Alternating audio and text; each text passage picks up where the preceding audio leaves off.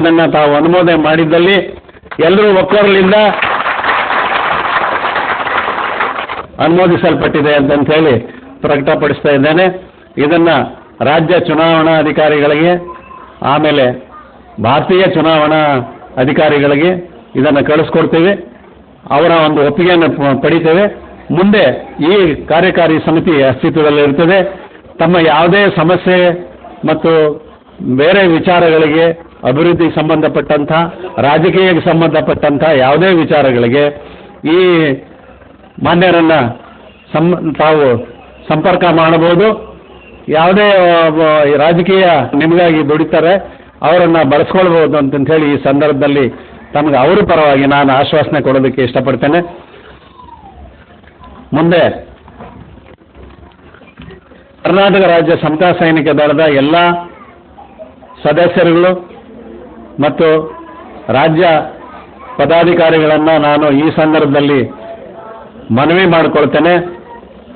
ತಾವೆಲ್ಲರೂ ಈ ರಿಪಬ್ಲಿಕನ್ ಪಕ್ಷದ ಕಾರ್ಯಕರ್ತರೊಂದಿಗೆ ಮಿತ್ರತ್ವದಿಂದ, ಸಹೋದರತ್ವದಿಂದ ಸಹಕರಿಸಿ ಈ ರಾಜಕೀಯ ಪಕ್ಷವನ್ನು ಬಲಪಡಿಸಬೇಕು. ಮುಂದೊಮ್ಮೆ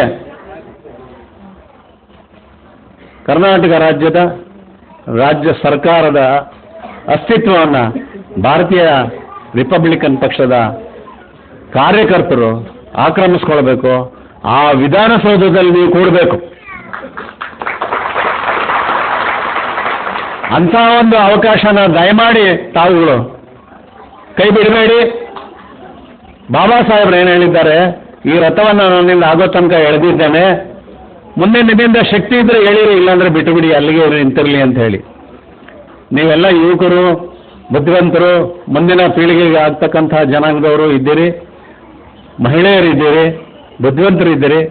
ಅದರಿಂದಾಗಿ ತಾವು ಈ ಬಗ್ಗೆ ಯೋಚನೆ ಮಾಡಿ ಭಾರತೀಯ ರಿಪಬ್ಲಿಕನ್ ಪಕ್ಷದ ವತಿಯಿಂದ ಯಾರೇ ಒಬ್ಬ ವ್ಯಕ್ತಿ ಚುನಾವಣೆಗೆ ಸ್ಪರ್ಧಿಸಿದಲ್ಲಿ ದಯಮಾಡಿ ತಾವೆಲ್ಲರೂ ತಮ್ಮ ಮತವನ್ನು ಅವರಿಗೆ ಮೀಸಲಾಗಿಟ್ಟು ತಮ್ಮ ಪರವಾಗಿ ವಿಧಾನಸೌಧದಲ್ಲಿ ನಿಮ್ಮ ಪ್ರತಿನಿಧಿಗಳನ್ನು ನಿಲ್ಲಿಸಿ ಈ ಜನಾಂಗಕ್ಕೆ, ಬಡ ಜನಾಂಗಕ್ಕೆ, ನೊಂದವರಿಗೆ ಒಂದು ಪರಿಹಾರ ನೀಡ್ತೀವಿ ಅಂತೇಳಿ ನನ್ನ ಒಂದು ಈ ಮನವಿಯನ್ನು ನಿಮ್ಮ ಮುಂದಿಟ್ಟು ನೀವೆಲ್ಲರೂ ದಯವಿಟ್ಟು ಇದಕ್ಕೆ ಸಹಕರಿಸ್ತೀರಿ ಅಂತೇಳಿ ನಂಬಿ ನನ್ನ ಎರಡು ಮಾತನ್ನು ಮುಗಿಸ್ತೀನಿ. ಧನ್ಯವಾದಗಳು ಮೋಹನ್ ಸರ್ ಅವರಿಗೆ. ಹಾಗೆಯೇ ಈ ಸಭೆಯನ್ನು ಉದ್ದೇಶಿಸಿ ಉದ್ಘಾಟನಾ ಭಾಷಣ ಮಾಡಲಿದ್ದಾರೆ ಬಿ ಚನ್ನಕೃಷ್ಣಪ್ಪ, ರಾಜ್ಯಾಧ್ಯಕ್ಷರು, ಕರ್ನಾಟಕ ಸಮತಾ ಸೈನಿಕ ದಳ. ರಿಪಬ್ಲಿಕನ್ ಪಕ್ಷದ ಸರ್ವ ಸದಸ್ಯರ ಸಾಮಾನ್ಯ ಸಭೆ ವೇದಿಕೆ ಮೇಲಿರ್ತಕ್ಕಂಥ ರಿಪಬ್ಲಿಕನ್ ಪಾರ್ಟಿ ಆಫ್ ಇಂಡಿಯಾ ಮತ್ತು ಕರ್ನಾಟಕ ಸಮತಾ ಸೈನಿಕ ದಳದ ಎಲ್ಲ ಪದಾಧಿಕಾರಿ ಮಿತ್ರರ, ನನ್ನ ಮುಂದೆ ಇರತಕ್ಕಂಥ ಎಲ್ಲ ಸಹೋದರ ಸಹೋದರಿಯರ ಬಂಧುಗಳೇ, ಈ ದಿನ ಕರ್ನಾಟಕದ ಪಾಲಿಗೆ ಬಹಳಷ್ಟು ಮಹತ್ವದ ದಿನ. ಯಾಕೆಂದ್ರೆ ಕರ್ನಾಟಕದಲ್ಲಿ ಎಷ್ಟೋ ಪಕ್ಷಗಳಿದ್ದಾವೆ, ಆದರೆ ಬಾಬಾ ಸಾಹೇಬ್ ಅಂಬೇಡ್ಕರ್ ಅವರು ಪ್ರಾರಂಭ ಮಾಡಿದಂಥ ಎರಡು ಸಂಸ್ಥೆಗಳು, ಒಂದು ಕರ್ನಾಟಕ ಸಮತಾ ಸೈನಿಕ ದಳ, ಸಾಂಸ್ಕೃತಿಕವಾಗಿ, ರಾಜಕೀಯವಾಗಿ ರಿಪಬ್ಲಿಕನ್ ಪಾರ್ಟಿ ಆಫ್ ಇಂಡಿಯಾ. ಈ ಕರ್ನಾಟಕದಲ್ಲಿ Republican party of India RPI ಅಂದ್ರೆ ಅಂಬೇಡ್ಕರ್, ಎ ಅಂದ್ರೆ ಅಂಬೇಡ್ಕರ್ ಅನ್ನಂಥ ಪಕ್ಷ ಇವತ್ತು ನಿಮ್ಮೆಲ್ಲರ ಸಮ್ಮುಖದಲ್ಲಿ ನಾನು ಬಹಳ ಸಂತೋಷದಿಂದ ಉದ್ಘಾಟನಾ ಕಾರ್ಯವನ್ನು ನಿರ್ವಹಿಸಿದ್ದೇನೆ. ಇದಕ್ಕೆ ನನ್ನ ಜೀವನದ ಅತ್ಯಂತ ಸಂತೋಷದ ದಿನಗಳು ಅನ್ನೋಂಥ ಮಾತನ್ನ ಈ ಸಂದರ್ಭ ಹೇಳಕ್ಕೆ ಇಷ್ಟಪಡ್ತೀನಿ. ಬಂಧುಗಳೇ, ಇಲ್ಲಿ ತನಕ ಅನೇಕ ರಾಜಕೀಯ ಪಕ್ಷಗಳು ಬರೀ ಘೋಷಣೆಗಳನ್ನು ಮಾಡ್ತಾ ಹೋಗಿದೆ. ಆದರೆ ಇವತ್ತು ಕೂಡ ಭಾರತ ದೇಶದಲ್ಲಿ 42% ಜನಕ್ಕೆ ಒಂದು ಹೊತ್ತಿನ ಊಟವನ್ನು ಕೊಡೋದ್ರಲ್ಲಿ ನಮ್ಮನ್ನು ಆಳಿರ್ತಕ್ಕಂಥ ಎಲ್ಲ ಸರ್ಕಾರಗಳು ವಿಫಲ ಆಗಿದೆ ಅನ್ನೋಂಥ ಮಾತನ್ನು ಬಹಳ ಸ್ಪಷ್ಟವಾಗಿ ಹೇಳಕ್ಕೆ ಇಷ್ಟಪಡ್ತೀನಿ. ಯಾಕಂದ್ರೆ ಈ ದೇಶದಲ್ಲಿ ರಾಜಕೀಯ ಪಕ್ಷಗಳಿಗೆ ತನ್ನದೇ ಆಗಿರ್ತಕ್ಕಂಥ ಖಜಾನೆ, ತನ್ನದೇ ಆಗಿರ್ತಕ್ಕಂಥ ಜಾತಿ, ತನ್ನದೇ ಆಗಿರ್ತಕ್ಕಂಥ ಧರ್ಮವನ್ನ ಅಭಿವೃದ್ಧಿಪಡಿಸೋದು ವಿನ ಮಿಕ್ಕ ಇಡೀ ಭಾರತ ದೇಶದ ಎಲ್ಲ ಜನರನ್ನ ಅಭಿವೃದ್ಧಿಪಡಿಸಿಲ್ಲ ಅನ್ನೋಂಥ ಮಾತನ್ನ ಈ ಸಂದರ್ಭದಲ್ಲಿ ಹೇಳಲೇಬೇಕಾಗತ್ತೆ. ಇವತ್ತು ಅನೇಕ ಜನಕ್ಕೆ ಸೂರಿಲ್ಲ, ಅನೇಕ ಕೋಟ್ಯಾಂತರ ಜನಕ್ಕೆ ಇವತ್ತು ದೇಶದಲ್ಲಿ ಸೂರಿಲ್ಲ. ಈ ಏನು ನಮ್ಮ ಕಣ್ಮುಂದೆ ಇವತ್ತೇನೋ ಹೆಣ್ಮಕ್ಳು ಇವತ್ತು ವಿಶೇಷವಾಗಿ ರಸ್ತೆಯಲ್ಲಿ ಓಡಾಡಕ್ಕಾಗದೇ ಇರೋಂಥ ಪರಿಸ್ಥಿತಿ ಇದೆ. ಇತ್ತೀಚಿನ ನಿಮ್ಮ ವಿದ್ಯಮಾನಗಳು ನೋಡಿರ್ಬೋದು, ದೆಹಲಿಯಲ್ಲಿ, ಉತ್ತರ ಕರ್ನಾಟಕದ ಬೇರೆ ಬೇರೆ ಭಾಗದಲ್ಲಿ ಅತ್ಯಾಚಾರಕ್ಕೆ, ಸಾಮೂಹಿಕ ಅತ್ಯಾಚಾರಕ್ಕೆ ಒಳಗಾಗಿರ್ತಕ್ಕಂಥದ್ದನ್ನು ನಾವೆಲ್ಲರೂ ಕೂಡ ಬಹಳ ತೀವ್ರವಾಗಿ ಪ್ರಜ್ಞಾವಂತ ನಾಗರಿಕ ಸಮಾಜ ಖಂಡಿಸಲೇಬೇಕಾಗತ್ತೆ ಈ ಒಂದು ಘಟನೆಯನ್ನ ಅನ್ನೋಂಥ ಮಾತನ್ನ ಈ ಸಂದರ್ಭದಲ್ಲಿ ಹೇಳಕ್ಕೆ ಇಷ್ಟಪಡ್ತೀನಿ. ಬಂಧುಗಳೇ, ಬಾಬಾ ಸಾಹೇಬರು ಬಹಳ ದುಃಖದಿಂದ ಒಂದು ಮಾತನ್ನ ಹೇಳ್ತಾರೆ. ನಾನು ಬಹಳ ಕಷ್ಟಪಟ್ಟು ಹೋರಾಟ ಮಾಡಿ ಈ ಹೋರಾಟದ ರಥವನ್ನ ಇಲ್ಲಿ ತನಕ ಎಳೆದು ತಂದಿದ್ದೇನೆ. ಆದರೆ ನನ್ನ ನಿಧನ ನಂತರ ನನ್ನ ಮುಂದೆ ಬರ್ತಕ್ಕಂಥ ಯಾವುದೇ ನಾಯಕರು ನನ್ನ ರಥವನ್ನ ಮುಂದಕ್ಕೆ ಎಳ್ಕೊಂಡು ಹೋಗ್ತಾರೆ ಅನ್ನೋಂಥ ನಂಬಿಕೆ ನನಗಿಲ್ಲ. ಯಾವೊಬ್ಬರು ಕೂಡ ನನಗೆ ಭಾರತ ದೇಶದಲ್ಲಿ ಅಂತ ನಾಯಕರು ಕಾಣಿಸ್ತಾ ಇಲ್ಲ ಅಂತೇಳಿ ಕಣ್ಣೀರನ್ನು ಇಡ್ತಾರೆ. ಯಾಕೆಂದ್ರೆ ನನ್ನ ನಂತರ ಈ ರಥವನ್ನ, ಈ ಹೋರಾಟದ ರಥವನ್ನ ಎಳಿತಕ್ಕಂಥವ್ರು ಯಾರೂ ಇಲ್ಲ, ಅಂತ ಪ್ರತಿನಿಧಿ ಯಾರೂ ಇಲ್ಲ ಅನ್ನೋಂಥ ಮಾತನ್ನ ಹೇಳಿ ಕಣ್ಣೀರನ್ನು ಹಾಕ್ತಾರೆ. ಆದರೆ ನಾವು ನಿಜವಾದ ಅಂಬೇಡ್ಕರ್ ವಾದಿಗಳಾಗಿರ್ತಕ್ಕಂಥ ನಾವು ಇವತ್ತು ಒಂದು ಪ್ರಮಾಣವನ್ನು ಮಾಡಬೇಕಾಗತ್ತೆ, ಒಂದು ಪ್ರತಿಜ್ಞೆಯನ್ನು ಮಾಡಬೇಕಾಗತ್ತೆ. ಬಾಬಾ ಸಾಹೇಬ್ರೆ, ಯಾರು ಕೂಡ ನಿಮ್ಮ ರಥವನ್ನ ಎಳೆಯಲಿಕ್ಕೆ ಆಗೋದಿಲ್ಲ, ಯಾರು ಅಂತ ಪ್ರತಿನಿಧಿಗಳಿಲ್ಲ ಅಂತ ನೀವು ಯೋಚನೆ ಮಾಡೋಂಥದ್ದು ಬೇಡ. ಇಲ್ಲಿ ವೇದಿಕೆ ಮೇಲಿರ್ತಕ್ಕಂಥವ್ರು, ವೇದಿಕೆ ಮುಂಭಾಗದಲ್ಲಿರ್ತಕ್ಕಂಥವ್ರು, ಈ ರಾಜ್ಯದಲ್ಲಿ, ಈ ದೇಶದಲ್ಲಿ ಕೋಟ್ಯಾಂತರ ಜನ ನಿಮ್ಮ ರಥವನ್ನು ಎಳೆಯೋದಕ್ಕೆ ನಾವೆಲ್ಲರೂ ಕೂಡ ಸಿದ್ಧರಾಗಿದ್ದೇವೆ, ಭೀಮ ಸೈನಿಕರಿದ್ದೇವೆ ಅನ್ನೋಂಥ ಘೋಷಣೆಯನ್ನ ಈ ಸಂದರ್ಭದಲ್ಲಿ ಮಾಡೋದಕ್ಕೆ ಇಷ್ಟಪಡ್ತೀನಿ.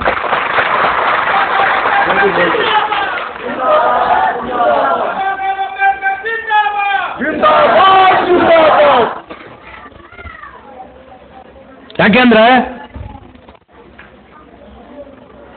ಇವತ್ತು ಕೂಡ ಒಂದು ಕರೆಯನ್ನ ನಾನು ಕೊಡೋದಕ್ಕೆ ಇಷ್ಟಪಡ್ತೇನೆ. ನಿಜವಾದ ಅಂಬೇಡ್ಕರ್ ವಾದಿಗಳು ಯಾರಿದ್ದಾರೆ ಈ ರಾಜ್ಯದಲ್ಲಿ, ನಿಜವಾದ ಪ್ರಜಾಪ್ರಭುತ್ವವಾದಿಗಳು ಯಾರಿದ್ದಾರೆ, ಅವರೆಲ್ಲರೂ ಕೂಡ ಬಂದು ಈ ರಿಪಬ್ಲಿಕನ್ ಪಾರ್ಟಿಯಲ್ಲಿ ಸೇರಿ ಬಾಬಾ ಸಾಹೇಬರ ಕನಸುಗಳನ್ನು ನನಸು ಮಾಡೋದಕ್ಕೆ ಎಲ್ಲರೂ ಕೂಡ ಕೈಜೋಡಿಸ್ಬೇಕು ಅನ್ನೋಂಥ ಕರೆಯನ್ನು ನಾನು ಈ ಸಂದರ್ಭದಲ್ಲಿ ಮಾಡೋಕ್ಕೆ ಇಷ್ಟಪಡ್ತೀನಿ. ಇದು ಅಗತ್ಯವೂ ಕೂಡ ಈ ದಿನಗಳಲ್ಲಿ. ಇಲ್ಲಿ ಪ್ರಜಾಪ್ರಭುತ್ವವನ್ನ ಬಂದಾಗೆ ಬಳಸ್ಕೊತಾ ಇದ್ದಾರೆ ಇವತ್ತು ಎಲ್ಲ ರಾಜಕಾರಣಿಗಳು, ಎಲ್ಲ ಪಕ್ಷಗಳು ಕೂಡ. ನಿಜವಾದ ಪ್ರಜಾಪ್ರಭುತ್ವವಾದಿಗಳಾಗಿ ನಾವೆಲ್ಲರೂ ಕೂಡ ಇವತ್ತು ಪ್ರತಿಜ್ಞೆಯನ್ನ ತಗೊಂಡು ಇಲ್ಲಿಂದ ಹೋಗ್ಬೇಕನ್ನಂತ ಮನವಿಯನ್ನ ನಾನು ತಮ್ಮಲ್ಲೆಲ್ಲರಲ್ಲಿ ಮಾಡೋದಕ್ಕೆ ಇಷ್ಟಪಡ್ತೀನಿ. ಬಾಬಾ ಸಾಹೇಬರು ಪ್ರತಿಯೊಂದು ಮತದ ಮೌಲ್ಯವನ್ನ ಬಹಳ ಸೊಗಸಾಗಿ ಹೇಳಿದ್ದಾರೆ. ನಮ್ಗೆಲ್ಲರೂ ಕೂಡ ಹಕ್ಕನ್ನು ಕೊಟ್ಟಿದ್ದಾರೆ. ಈ ಮೊದಲು ಕೇವಲ ಜಮೀನ್ದಾರರಿಗೆ 100 ಎಕರೆ 200 ಎಕರೆ ಇರ್ತಕ್ಕಂಥವ್ರಿಗೆ ಮತ್ತೆ ಗ್ರಾಜ್ಯುಯೇಟ್ ಆಗಿದ್ದಂಥವ್ರಿಗೆ ಮಾತ್ರ ಮತ ಹಾಕ್ತಕ್ಕಂಥ ಹಕ್ಕಿತ್ತು. ಆದರೆ ಬಾಬಾ ಸಾಹೇಬರು ಪ್ರಜಾಪ್ರಭುತ್ವವನ್ನು ಘೋಷಣೆ ಮಾಡಿದಾದ್ಮೇಲೆ, ಈ ದೇಶಕ್ಕೆ ಸಂವಿಧಾನವನ್ನು ಕೊಟ್ಟಿದ್ದಾದ್ಮೇಲೆ ಅದರಲ್ಲಿ ಅನೇಕ ಹಕ್ಕು ಮತ್ತು ಕರ್ತವ್ಯಗಳನ್ನು ಕೊಟ್ಟಿದ್ದಾರೆ. ಏನಂದ್ರೆ ಈ ಭಾರತ ದೇಶದ ಕಟ್ಟೆ ಕಡೆಯ ಮನುಷ್ಯ, ಒಬ್ಬ ಬಡವ ನಿರ್ಗತಿಕನಿಗೂ ಕೂಡ ಮತ್ತು ಈ ದೇಶದ ರಾಷ್ಟ್ರಪತಿ ಪ್ರಧಾನಮಂತ್ರಿಗೂ ಕೂಡ ಒಂದೇ ಮತ, ಒಂದೇ ಮೌಲ್ಯ. ಯಾಕಂದ್ರೆ ರಾಷ್ಟ್ರಪತಿ ಓಟ್ಗೆ ಒಂದು ಬೆಲೆ, ಈ ಹಳ್ಳಿಲಿ ನಿರ್ಗತಿಕನಿಗೆ ಒಂದು ಬೆಲೆ ಅನ್ನೋಂಥದ್ದೇನಿಲ್ಲ. ನಿರ್ಗತಿಕನ ಮತಕ್ಕೆ ಎಷ್ಟು ಬೆಲೆ ಇದೆಯೋ ಅಷ್ಟೇ ಬೆಲೆ ಈ ದೇಶದ ರಾಷ್ಟ್ರಪತಿಗೂ ಪ್ರಧಾನಮಂತ್ರಿಗೂ ಇದೆ ಅನ್ನೋಂಥದ್ದನ್ನ ನೀವೆಲ್ಲರೂ ಅರ್ಥ ಮಾಡ್ಕೋಬೇಕು. ಬಂಧುಗಳೇ, ಈ ಮತ ಈ ದೇಶದ ಭವಿಷ್ಯವನ್ನು ರೂಪಿಸುತ್ತೆ. ನಿಮ್ಮ ಒಂದು ಮತ ಈ ದೇಶದ ಭವಿಷ್ಯವನ್ನು ರೂಪಿಸುತ್ತೆ. ಅಷ್ಟು ಮೌಲ್ಯಯುತವಾಗಿರ್ತಕ್ಕಂಥದ್ದು. ಆದ್ದರಿಂದ ನೀವೆಲ್ಲರೂ ಕೂಡ ಭಾಳ ಏನೋ ಈ ಬಿರಿಯಾನಿ ಪಾಕೆಟ್ಗೋ ಇಲ್ಲ 100 ರೂಪಾಯಿಗೋ ಒಂದು ಸಾರಾಯಿ ಬಾಟ್ಲಿಗೋ ಮಾರ್ಕಳ್ದಂಗೆ ಇಲ್ಲ ಯಾರೋ ಮುಖಂಡ ಇವನ್ನೆಲ್ಲ ತುಂಬ ಒಳ್ಳೆ ಮನುಷ್ಯ ಓಟ್ ಹಾಕಿ ಅಂತ ಹೇಳಿದ ಮಟ್ಟಿಗೆ ಹಾಕ್ಬೇಡಿ. ಈ ಅಮೂಲ್ಯವಾಗಿರ್ತಕ್ಕಂಥ ಮತದ ಮೌಲ್ಯವನ್ನ ಬಹಳ ಯೋಗ್ಯರಾಗಿರ್ತಕ್ಕಂಥ, ಈ ದೇಶದ ಬಗ್ಗೆ ಕಾಳಜಿ ಇರ್ತಕ್ಕಂಥ, ಪ್ರಜಾಪ್ರಭುತ್ವವಾದಿಗಳಂತ ಆಗಿರ್ತಕ್ಕಂಥ ಮತ್ತು ಭಾರತೀಯ ರಿಪಬ್ಲಿಕನ್ ಪಕ್ಷದ ಅಭ್ಯರ್ಥಿಗಳಿಗೆ ಮಾತ್ರ ನಿಮ್ಮ ಮತವನ್ನು ಹಾಕಿ ಈ ದೇಶಕ್ಕೆ ಬೆಳಕನ್ನ ಕರುಣಿಸಬೇಕು ಅಂತೇಳಿ ನಿಮ್ಮಲ್ಲಿ ಮನವಿ ಮಾಡೋಕ್ಕೆ ಇಷ್ಟಪಡ್ತೀನಿ. ಸರ್ಕಾರ ಕೋಮುವಾದಿ ಸರ್ಕಾರ ಇವತ್ತು ತೊಲಗುವಂಥ ಪರಿಸ್ಥಿತಿಯಲ್ಲಿದೆ. ಇನ್ನೆಲ್ಲ 3-4 ತಿಂಗಳಲ್ಲಿ ತೊಲಗುತ್ತೆ. ತೊಲಗಿದಾಗ ನೀವೆಲ್ಲರೂ ಕೂಡ ಪ್ರಜ್ಞಾವಂತ ಮತದಾರರು, ನಿಜವಾದ ಅಂಬೇಡ್ಕರ್ ವಾದಿಗಳಾಗಿದ್ದರೆ ನೀವು ಮತ್ತಷ್ಟು ಜನಕ್ಕೆ ಈ ವಿಚಾರವನ್ನು ತಿಳಿಸಿ ನಮ್ಮ ಮತದ ಮೌಲ್ಯ ಅತ್ಯಮೂಲ್ಯವಾಗಿರ್ತಕ್ಕಂಥದ್ದು, ಈ ದೇಶದ ಬಗ್ಗೆ, ಅಭಿವೃದ್ಧಿ ಬಗ್ಗೆ, ಈ ದೇಶದ ಬೆಳವಣಿಗೆ ಬಗ್ಗೆ ಕಾಳಜಿ ಇರತಕ್ಕಂಥ ಅಪ್ಪಟ ಪ್ರಜಾಪ್ರಭುತ್ವವಾದಿ ಬಾಬಾ ಸಾಹೇಬ್ ಅಂಬೇಡ್ಕರ್ ಅವರು ಪ್ರಾರಂಭ ಮಾಡಿರ್ತಕ್ಕಂಥ ರಿಪಬ್ಲಿಕನ್ ಪಾರ್ಟಿ ಆಫ್ ಇಂಡಿಯಾದ ಏನು ಗ್ರಾಮ ಪಂಚಾಯತಿ ಆಗ್ಬೋದು, ಜಿಲ್ಲಾ ಪಂಚಾಯತಿ ಆಗ್ಬೋದು, ವಿಧಾನಸಭಾ ಆಗ್ಬೋದು, ಲೋಕಸಭೆ ಆಗ್ಬೋದು, ಯಾವುದೇ ಚುನಾವಣೆಗಳು ಬಂದರೂ ಕೂಡ ರಿಪಬ್ಲಿಕನ್ ಪಾರ್ಟಿ ಆಫ್ ಇಂಡಿಯಾದ ಅಭ್ಯರ್ಥಿಗೆ ಮಾತ್ರ ಮತವನ್ನು ಹಾಕಿ ಈ ದೇಶಕ್ಕೆ ಒಂದು ಅಭಿವೃದ್ಧಿ ಪಥದಲ್ಲಿ ಸಾಗೋದಕ್ಕೆ ನೀವೆಲ್ಲರೂ ಕೂಡ ಕಾರಣಕರ್ತರಾಗ್ತೀರಿ ಅನ್ನೋಂಥ ಮಾತನ್ನ ಈ ಸಂದರ್ಭದಲ್ಲಿ ಹೇಳಕ್ಕೆ ಇಷ್ಟಪಡ್ತೀನಿ. ಬಂಧುಗಳೇ, ನಾಯಕನಾಗಿ ಅದರ ರಾಜ್ಯ ಘಟಕದ ಅಧ್ಯಕ್ಷನಾಗಿ ನಾನು ಈ ರಿಪಬ್ಲಿಕನ್ ಪಾರ್ಟಿ ಆಫ್ ಇಂಡಿಯಾಗೆ ಬೆನ್ನೆಲುಬಾಗಿ ಈ ಪಕ್ಷವನ್ನ ಬೆಳೆಸ್ತೇವೆ, ಈ ಪಕ್ಷವನ್ನ ಈ ರಾಜ್ಯದಲ್ಲಿ, ಈ ದೇಶದಲ್ಲಿ ಅಧಿಕಾರಕ್ಕೆ ತಂದೆ ತರ್ತೇವೆ ಅನ್ನೋಂಥ ಮಾತನ್ನ ಈ ಸಂದರ್ಭದಲ್ಲಿ ಹೇಳಕ್ಕೆ ಇಷ್ಟಪಡ್ತೀನಿ. ಬಂಧುಗಳೇ, ನೀವು ಕೂಡ ಅಷ್ಟೇ ನಾನು ಹೇಳಿದಂಥ ಎಲ್ಲ ಮಾತುಗಳನ್ನು ಗಂಭೀರವಾಗಿ ಪರಿಗಣಿಸಿ ನಾವೆಲ್ಲರೂ ಸೇರಿ ಈ ಪಕ್ಷವನ್ನ ಕಟ್ಟೋಣ, ಈ ಪಕ್ಷವನ್ನ ಬೆಳೆಸೋಣ, ಈ ಬಾಬಾ ಸಾಹೇಬರ ರಥವನ್ನ, ಹೋರಾಟದ ರಥವನ್ನ ಬಹಳಷ್ಟು ದೂರ ಮುಂದಕ್ಕೆ ಎಳೆದುಕೊಂಡು ಹೋಗೋಣ. ನೀವೆಲ್ಲರೂ ಕೂಡ ಹೆಗಲು ಕೊಟ್ಟು ಎಲ್ಲ ವಿಚಾರಗಳಲ್ಲೂ ಕೂಡ ಕೈ ಜೋಡಿಸಿ ನಮ್ಮೊಂದಿಗೆ ಸಹಕರಿಸಬೇಕು ಅಂತೇಳಿ ಮತ್ತೊಮ್ಮೆ ತಮ್ಮೆಲ್ಲರಲ್ಲೂ ಮನವಿ ಮಾಡಿ ಈ ರಿಪಬ್ಲಿಕನ್ ಪಾರ್ಟಿ ಆಫ್ ಇಂಡಿಯಾದ ಸಾಮಾನ್ಯ ಸದಸ್ಯರ ಸಭೆಯನ್ನ ನನ್ನ ಕೈಲಿ ಉದ್ಘಾಟನೆ ಮಾಡಿಸಿದ್ದಕ್ಕಾಗಿ ನಾನು ತಮ್ಮೆಲ್ಲರೂ ಕೂಡ ಆಭಾರಿಯಾಗಿ ನನ್ನ ಮಾತನ್ನು ಮುಗಿಸ್ತೇನೆ. ಜೈ ಭೀಮ್, ಜೈ ಭಾರತ್, ಜೈ ಬುದ್ಧ. ಬಂಧುಗಳೇ, ಇವತ್ತು ಉದ್ಘಾಟನೆಯ Republic Party of India A ಅನ್ನೋದು ನಂಬರ್ 1 ಇಡೀ ಎಲ್ಲ ಪಕ್ಷಗಳಿಂದ ನಂಬರ್ 1 ಆಗಿದೆ. ಅದು ನಿಮ್ಮೆಲ್ಲರ ಬೆಂಬಲವನ್ನು ಹೇಳಿ ಈ 2 ಮಾತು ಮಾತಾಡಿ ಅವಕಾಶ ಕೊಟ್ಟಿದ್ದು ತಮ್ಮೆಲ್ಲರಿಗೂ ವಂದನೆಗಳು. ಸಭೆಯ ಅಧ್ಯಕ್ಷರು, ಆರ್ಪಿನ ಸಂಘದ ಅಧ್ಯಕ್ಷರು ಆದಂಥ ವಸ್ಮುನಿ ಅವರೇ, ಈಗ ತಾನೇ ಉದ್ಘಾಟನೆಯನ್ನು ಮಾಡಿದಂಥ ಬಿ ಚನ್ನಕೃಷ್ಣಪ್ಪನವರು, ಸಮತಾ ಸೈನಿಕ ದಳದ ರಾಜ್ಯ ಘಟಕದ ಅಧ್ಯಕ್ಷರೇ, ಎಂ ಮೋಹನ್ ಅವರೇ, ಆಡ್ಗೋಡಿ ಕುಮಾರ್ ಅವರೇ, ಹೆಬ್ಬಾಳ್ ವೆಂಕಟೇಶ್ ಅವರೇ, ವೇದಿಕೆ ಮೇಲೆ ಆಸೀನರಾಗಿರುವ ಎಲ್ಲ ಆರ್ಪಿಐನ ಬೆನ್ನೆಲುಬುಗಳೇ, ವೇದಿಕೆ ಮೇಲೆ ಮುಂಭಾಗದಲ್ಲಿ ಕುಳಿತಿರುವ ಆರ್ಪಿಐನ ರಥದ ಚೈನ್ ಆಗಕ್ಕೆ ಬಂದಿರುವಂಥ ನನ್ನೆಲ್ಲ ಸಂಬಂಧಿಗಳೇ, ಕರ್ನಾಟಕದಲ್ಲಿ ಬಹುಶಃ ತಮಗೆ ಗೊತ್ತಿದೆ, ಅದರಲ್ಲೂ ಈಗ ಒಂದು 10 ವರ್ಷದ ನಂತರ ರಾಜಕೀಯ ಪಕ್ಷಗಳು ಯಾವ ಮಟ್ಟದಲ್ಲಿ ನೆಲೆ ಬೇರುತ್ತಾ ಇದೆ ಅಂದರೆ ನಿಜಕ್ಕೂ ನನಗೆ ಆತಂಕದ ವಾತಾವರಣ ಇದೆ. ತಾವು ಕಾಣಬಹುದು,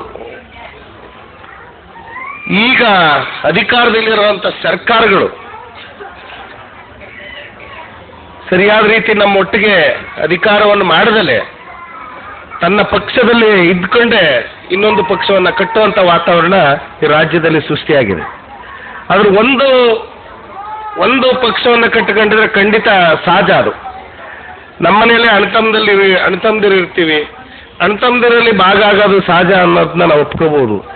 ಆದರೆ ಬಹುಶಃ ಜಾತಿಗೊಂದು ರಾಜಕೀಯ ಪಕ್ಷಗಳು ಈ ದೇಶದಲ್ಲಿ, ರಾಜ್ಯದಲ್ಲಿ ಬೇರೂರ್ತಾ ಇದೆ. ಹಿಡಿಬೇಕು. ಈ ರಾಷ್ಟ್ರದಲ್ಲಿ ಅಧಿಕಾರವನ್ನು ಹಿಡಿದಾಗ ಮಾತ್ರ ನಾವು ಸ್ವಾವಲಂಬಿಗಳಾಗೋದಕ್ಕೆ ಸಾಧ್ಯ, ಅಸ್ಪೃಶ್ಯತೆ ಅಳಿಯಕ್ಕೆ ಸಾಧ್ಯ, ನಮ್ಮ ಅನಿಷ್ಟ ಪದ್ಧತಿಯನ್ನ ಕಳಚಾಕಕ್ಕೆ ಸಾಧ್ಯ ಅಂತ ಅಂಬೇಡ್ಕರ್ ಕನಸಾಗಿತ್ತು. ಆದ್ರೆ ನಾವು ಅಧಿಕಾರ ಹಿಡಿಯೋದ್ರಲ್ಲಿ ಎಲ್ಲೋ ವಿಫಲರಾಗ್ತಾ ಇದ್ದೀವಿ ಅಂತ ನನಗೆ ಅನಿಸ್ತಾ ಇದೆ. ಬಂಧುಗಳೇ, ನಾನು ನಿಮ್ಮ ಮುಂದೆ ಇವತ್ತು ನಿಂತು ಮಾತಾಡ್ತಾ ಇದ್ದೀನಿ. ಇನ್ನೊಂದು 2-3 ತಿಂಗಳು ಚುನಾವಣೆ ಬರ್ಬೋದು. ನೀವು ಇಲ್ಲಿ ಕೂತಿರೋ ಎಲ್ಲರೂ ಕೂಡ RPIಗೆ ಓಟ್ ಹಾಕಿದ್ರೆ RPI ಕರ್ನಾಟಕದಲ್ಲಿ ಐಡೆಂಟಿ ಆಗೋಗ್ತದೆ. ಖಂಡಿತವಾಗುವ ಚುನಾವಣೆ ಬಂದಾಗ RPIಗೆ ನಾನು ಅಂಬೇಡ್ಕರ್ ಅನುಯಾಯಿ, ಅಂಬೇಡ್ಕರ್ ಕಟ್ಟಿದ ಕನಸಿನ ಮನೆ ಇದು. ಈ ಮನೆಗೆ ನಾನು ಸರಿಪಡಿಸಬೇಕಾಗ್ತದೆ. ಈ ಮನೆಯನ್ನು ನಾನು ಸರಿಪಡಿಸಿ ಅದರೊಳಗಡೆ ಇರಬೇಕು ಅನ್ನೋ ನಿಮ್ಮ ಮನಸ್ಸಿನಲ್ಲಿ ಏನಾರು ಬಂದು ಮತ ಹಾಕೋ ಸಂದರ್ಭದಲ್ಲಿ ಬೂತ್ಗಳ ಹತ್ರ ಹೋದಾಗ RPI ಚಿಹ್ನೆಗೆ ಮತ ಹಾಕ್ಬಿಟ್ರೆ ಕರ್ನಾಟಕದಲ್ಲಿ ಇಲ್ಲಿ ಏನೇ ಜಾತಿ ರಾಜಕಾರಣಗಳನ್ನ ಮಾಡೋಂಥ ರಾಜಕಾರಣಿಗಳ ಕೈಕಾಲುಗಳು ಬಲಹೀನತೆ ಆಗ್ತವೆ. ಆದರೆ ನಾವು ಎಲ್ಲೋ ಒಂದು ಕಡೆ ಇಡೀ ದಿನ ಭಾಷಣ ಕೇಳ್ತೀವಿ, ಇಡೀ ದಿನ ಅಂಬೇಡ್ಕರ್ ವಿಚಾರಗಳನ್ನ ಕೇಳ್ತೀವಿ, ಆದರೆ ಮತ ಹಾಕೋ ಸಂದರ್ಭದಲ್ಲಿ ಎಲ್ಲೋ ಒಂದು ಕಡೆ ಒತ್ತು ಬರ್ತೀವಿ. ಇದು ನಾವಿನ್ನೂ ಕೂಡ ಈ ಗಟ್ಟಿತನವನ್ನು ನಾವಿನ್ನೂ ಕೂಡ 35 ವರ್ಷ ಈ ರಾಜ್ಯದಲ್ಲಿ ಸಂಘಟನೆಗಳು ಕೆಲಸ ಮಾಡ್ತಾ ಇದ್ದಾವೆ. ಆದರೆ ಅದನ್ನ ನಾವು ಜನರಿಗೆ ಮನವರಿಕೆ ಮಾಡೋಕ್ಕಾಗೇ ಇಲ್ಲ. ಇದು ನಾಯಕರ ಕೊರತೆನ ಅಥವಾ ಜನರ ಕೊರತೆನ ನನಗೂ ಕೂಡ ಆತಂಕ ಸ್ಥಿತಿಯಲ್ಲಿದ್ದೀನಿ. ಅಸ್ಸಲಾಂ ವಲೈಕುಂ ವರಹಮತುಲ್ಲಾಹಿ ವಬರಕಾತುಹು. ಎಲ್ಲರಿಗೂ ನನ್ನ ನಮಸ್ಕಾರ. ಈ ಟಿಪ್ಪು ಬಾಬಾ ಸಾಹೇಬ್ ಅಂಬೇಡ್ಕರ್ ಹುಟ್ಟಿದ ಭೂಮಿ, ತಲೆ ಎತ್ಸಿ ನಡೀರಿ, ಸಮಯ ದೇಶಕ್ಕೋಸ್ಕರ ಬಂದ್ರೆ ಪ್ರಾಣ ನಗತ ನಗತ ಕೊಡಿರಿ. ಬಾಬಾ ಸಾಹೇಬ್ ಅಂಬೇಡ್ಕರ್ ಈ ಭಾರತ ದೇಶದ 2 ಕಣ್ಣು ಅಂತ ನಾನು ಹೇಳಕ್ಕೆ ಇಷ್ಟಪಡ್ತೀನಿ. ಮತ್ತೆ ಬಾಬಾ ಸಾಹೇಬ್ ಅಂಬೇಡ್ಕರ್ ಎಲ್ಲಿ ಇರ್ತಾರೋ ಅಲ್ಲಿ ಯಾವಾಗಲೂ ನಮ್ಮ ಟಿಪ್ಪು ಸುಲ್ತಾನ್ ಸಮಿತರಂಗ ಬೆಂಬಲ ಇದೆ ಅಂತ ನಾನು ಒಂದು ವಿಶ್ಲೇಷಣೆ ಕೊಡ್ತೀನಿ. ನಾನು ಮುಸ್ಲಿಂ ನನ್ನ ಮನೆಯಲ್ಲಿ, ನಾನು ಹಿಂದೂ ನನ್ನ ಮನೆಯಲ್ಲಿ, ನಾನು ಕ್ರೈಸ್ತ ನನ್ನ ಮನೆಯಲ್ಲಿ, ಆಚೆ ಬಂದರೆ ಭಾರತೀಯಾಗಿ ಬರಬೇಕಂತ ನನ್ನ ಉದ್ದೇಶ ಯಾವಾಗಲೂ ನಾನು ಎಲ್ಲೆಲ್ಲಿ ಹೇಳಕ್ಕೆ ಇಷ್ಟಪಡ್ತೀನಿ. ಯಾಕಂದ್ರೆ ಜಾತಿ ನಮ್ಮ ಮನೆಯಲ್ಲಿ ಇರಲಿ, ನಾವು ಭಾರತ ಆಗಿ ಬರೋಣ ಆಚೆ. ಭಾರತ ದೇಶ ಜಾಸ್ತಿ ಅಡ್ವಾನ್ಸ್ ಆಗಿದೆ, ಪ್ರೋಗ್ರೆಸ್ ಆಗಿದೆ ಅಂತ ನಾನು ಹೇಳಕ್ಕೆ ಇಷ್ಟಪಡ್ತೀನಿ. ಮತ್ತು ಅಷ್ಟು ಏನಾಗಬೇಕು ಆಗಿಲ್ಲ. ಯಾಕಂದ್ರೆ ಯಾವಾಗಲೂ ಜಾತಿ ಪಾತಿ ಜಗಳಗಳಲ್ಲಿ ಭಾಳ ನಾವು ಹಿಂದೆ ಆಗಿದ್ದೀರಿ. ಇವತ್ತು ನಾವೆಲ್ಲ ಇಲ್ಲಿ ಕುಂತಿದ್ದೀರಿ, ಆಳ ಒಂದು ದುಃಖವಾದ ಒಂದು ವಿಷಯ ನಿಮಗೆ ತಿಳಿಸ್ಬೇಕಾಗಿದೆ, ಗೊತ್ತಾಗಿರಬೇಕು. ಡೆಲ್ಲಿನಲ್ಲಿ ಆಮೇಲೆ ಒಂದು ಏನು ಘಟನೆ ಆಗಿದ್ದು ತೀರಿ ಹೋಗಿದ್ದಾರೆ. ಅವ್ರಿಗೋಸ್ಕರ ನಾವು ಭಾಳ ಕಣ್ಣಿಂದ ನಮ್ಮ ತಾಯಿ ಅಕ್ಕ ತಂಗಿಯರು ಎಲ್ಲ ನೆನೆಸು ನಾವು ಹೋಗಿದ್ರೆ ಭಾಳ ಇದಾಗತ್ತೆ. ಆದರೆ ಭಾಳ ದುಃಖವಾದ ಡೆಲ್ಲಿನಲ್ಲಿ ಇವತ್ತು. ಸೈಲೆಂಟ್. ನಾನು ದಯವಿಟ್ಟು ಎಲ್ಲಾನ ವಿನಂತಿ ಮಾಡ್ತೀನಿ, 1 ನಿಮಿಷ ಎಲ್ಲ ನಿಂತು. ಆ ಮೆಹ್ನಾ 13 ದಿನ ಆ ಡಾಕ್ಟರ್ ಆ ಸ್ಟ್ರಗಲ್, ಆ ಕಷ್ಟ ಬಿದ್ದುದಕ್ಕೆ ನಾವೆಲ್ಲ ಅದನ್ನಲ್ಲಿ ನಮ್ಮ ದುಃಖದಲ್ಲಿ ಅವ್ರಿಗೆ ಶಾಂತಿ ಇದು ಮಾಡಿದಿರಿ ಅಂತ ನಾವು ಇದು ಮಾಡಿ ವಿನಂತಿ 1 ನಿಮಿಷ ಎಲ್ಲ ನಿಂತಿದ್ರೆ ಭಾಳ ಒಳ್ಳೇದಂತ.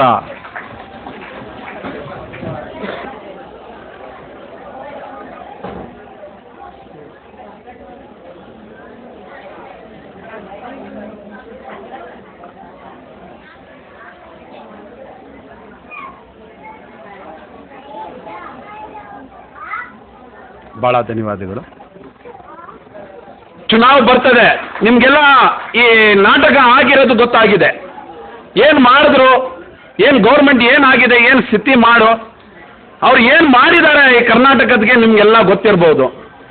ಆದರೆ ನಾನು ಹೇಳ್ತೀನಿ, 1999 ಎಲೆಕ್ಷನ್ನು, 2004, 2008 ಎಲೆಕ್ಷನ್ ಥರ ಈ ಥರ ನಮಗೆ ಏಮಾರ್ಸಕ್ಕೆ ಆಗೋದಿಲ್ಲ ಅಂತ ನಾನು ಒಂದು ನಿಮಗೆ ಹೇಳಕ್ಕೆ ಬರ್ತೀನಿ. ಯಾಕಂದರೆ ಎಲ್ಲ ಜನಗಳಿಗೆ ತಿಳಿಸ್ಬಿಟ್ರು ಏನಾಗಿದೆ, ಕಾಸು ಹಣ ಬೆಳೆ ಇದಾಗಿದ್ದು, ಕರ್ನಾಟಕದ ಡೆವಲಪ್ಮೆಂಟ್ ಏನೂ ಆಗಿಲ್ಲ. ಭಾಳ ದುಃಖವಾಗಿ ಹೇಳ್ತಾ ಇದ್ದೀನಿ. ನಾನು ಒಂದು ಸಮಾಜ ಸೇವಕಕ್ಕೆ ಬೆಳೆದು ನಾನು ದುಃಖ ಸುಖದಲ್ಲಿ ಜನಗಳಿಗೆ ಯಾವಾಗಲೂ ಪ್ರತಿದಿನ ನಂದು ಇದೇ ಇರ್ತದೆ. ಹಾಸ್ಪಿಟಲ್ ಹೋಗೋದು, ಸೇವೆ ಮಾಡೋದು. ಲೀಡರ್ಸ್ಗೆ ನಾನು ಹೇಳಕ್ಕೆ ಇಷ್ಟಪಡ್ತೀನಿ, ಜೊತೆಯಲ್ಲಿ ರಾಜಕೀಯ ಜೊತೆಯಲ್ಲಿ ಸಮಾಜ ಸೇವಕನು ನಮ್ಮ ಜನದಲ್ಲಿ ಇದ್ರೆ ನಮ್ಮ ಸಪೋರ್ಟ್ ಬರ್ತದೆ, ಇಲ್ಲಾದ್ರೆ ಭಾಳ ಕಷ್ಟ ಆಗಿದೆ. ಯಾಕಂದ್ರೆ ಜನ ಏನಂತ ಓಟ್ ಹಾಕ್ತಾರೆ ನಮಗೆ ಬಂದು, ಓಟ್ ಹಾಕಿ ನಾವು ಓಟ್ ಕೇಳಕ್ಕೆ ಹೋದ್ರೆ ಎಲ್ಲ ಅವರೆಲ್ಲ ಬಂದು ಬೇರೆ ಬೇರೆ ಪಾರ್ಟಿಗಳು ಇರಬೇಕು, ಆಗ್ತಾರೆ, ಕೇಳ್ತಾರೆ, ಬೇರೆ ವಾದಗಳನ್ನೇ ಆಗತ್ತೆ. ಆದರೆ ಏನು ಓಟ್ ಹಾಕ್ಬಿಟ್ಟ ಮೇಲೆ ಅವ್ರ ಮಿನಿಸ್ಟರ್ಗಳಿಗಾದ್ಮೇಲೆ ನಮ್ಗೆ ಏನು ಮಾಡೋದಿಲ್ಲ. ಭಾರತೀಯ ರಿಪಬ್ಲಿಕ್ ಪಕ್ಷದ ರಾಜ್ಯಾಧ್ಯಕ್ಷರಾದಂಥ